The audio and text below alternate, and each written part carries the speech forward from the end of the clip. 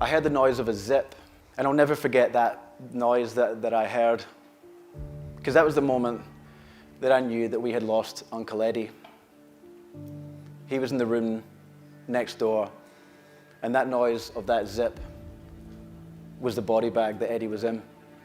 I think that hearing that noise at such a young age, it lit the fire of empathy inside me. In Australia, there are 116,000 people experiencing homelessness on any given night, and that ends up being 1 in 200 people. Australia is a place that if you have an idea, people will give you a hand and they'll give you a leg up. And I think that's one of the really most powerful things about Short Back and Sidewalks is the help that we've had in being able to do what we've done over the last 8 years. He told me that he'd traveled 40 kilometers on a Trans-Perth bus that morning to come and get a free haircut. And it's just like a detail that I will never, ever forget. The fact that someone will travel that far to get a free haircut. And the response was huge. It was ABC Radio National, Channel 9, Channel 10, you name it, Channel 7. They were all wanting to know what the hell we were doing in that car park in Perth. Short Back and Sidewalks started off with one barber. And now we operate in Perth, Sydney, Melbourne, Adelaide. And it's something that we want to really expand.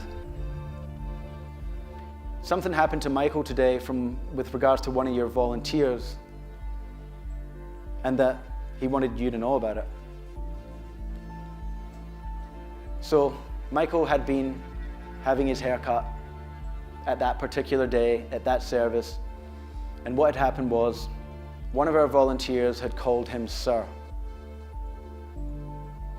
And that was the first time that anybody had acknowledged Michael in the gender that he now identified with.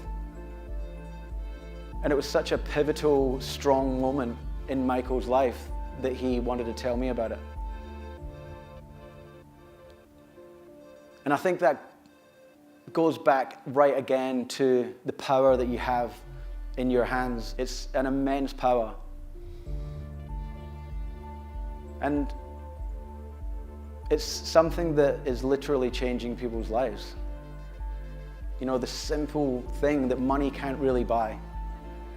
And if there's one message that I would like for you to take away from today is the fact that ideas are things that you really need to trust. Trust your heart and trust your head. And if you're sitting there with an idea that you're sitting there thinking it's not something that I want, for whatever reason that you've made up, I'd really, really urge you to think about it again. Because all of this just came from an idea.